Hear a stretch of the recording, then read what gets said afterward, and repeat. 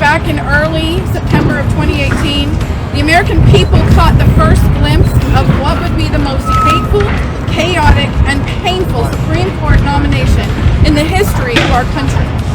It was during the Kavanaugh hearings that I realized every court appointment going forward would be about one thing for media, feminists, and Democrat politicians: making sure women can continue to legally kill their own children. And it was clear they were willing to go to any length, tell any lie, and destroy any life to amass power and further their agenda.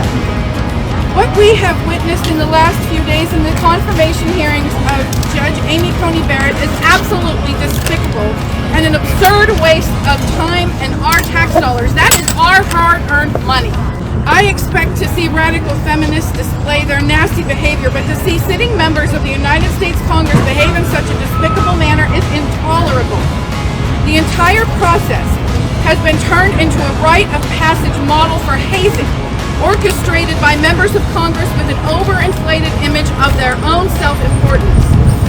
I want to commend Senator Graham for his respectful leadership and the serious nature with which he led these hearings, despite the juvenile behavior of his colleagues. I want to thank my own Senator, Ben Sass, for his powerful presentation on the difference of civics versus politics, reminding us all the Supreme Court is not a political playground. In the last 3 days, we watched one Democratic senator after another parade life-size pictures of innocent victims while stumbling through their notes trying to remember who those victims were.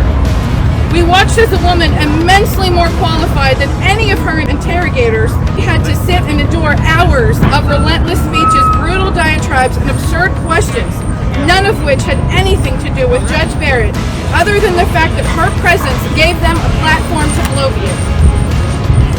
Every Democrat member of the Judiciary Committee has acted outside their role, turning the sacred process of advise and consent into an affront against the Constitution itself. Either they do not have the capacity to understand the Constitution of the United States, or they lack the honesty and firmness to be guided by it. In either case, they are dangerous to the present and future state of our republic. The rhetoric repeated by Democrat senators in the hearings is the same we heard from protesters around the Capitol this week. The chants and signs repeating F Trump, abortion on demand, no apologies, and no confirmation until inauguration are the same sentiments repeated in these hearings.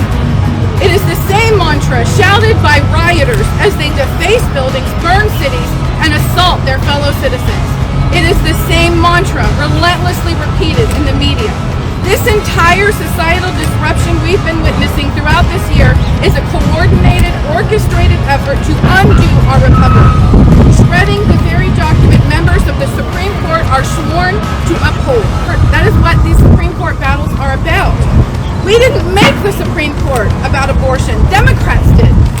We didn't make the Supreme Court a platform for promoting and endorsing radical agendas. They did. The sole responsibility of the Supreme Court is to ensure the Constitution is upheld, to interpret whether a law or policy is constitutional. That is why Judge Barrett is an excellent choice for the Supreme Court, because unlike the senators who spent the week interrogating her, she understands and respects the sacred role of a Supreme Court justice and the document those justices are sworn to uphold. If abortion is, in fact, a constitutionally protected right, and Obamacare is, in fact, a constitutional law, then why are Democrat members of Congress so afraid of appointing constitutional judges to the Supreme Court? The hearings this week have allowed us to witness firsthand just how immensely qualified Judge Barrett is. It reminded me of Disney's live-action version of Cinderella. As Cinderella's mother lay dying, she urged her daughter to have courage and be kind no matter what trials or conflicts she may face. And that is exactly how she lived her life, with courage and kindness. Toward the end of the movie, Cinderella asked her stepmother why she was so cruel. Her stepmother simply answered, "Because you are good." There is a dangerous cultural shift in our country that is evident, even in the halls of Congress. It is an effort to repel everything good, true, and beautiful.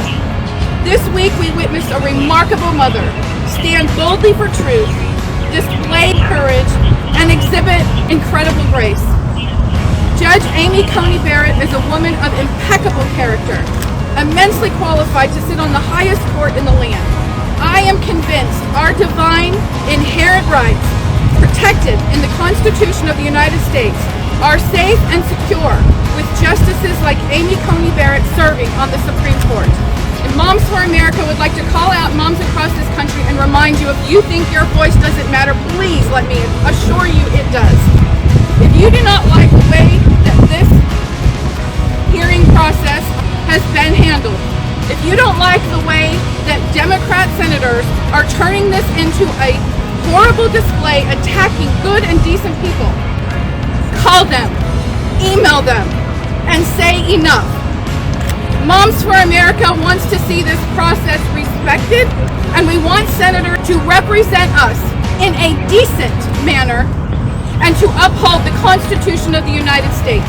And that is why Moms for America firmly supports the confirmation of Judge Amy Coney Barrett, and we want her to be confirmed now.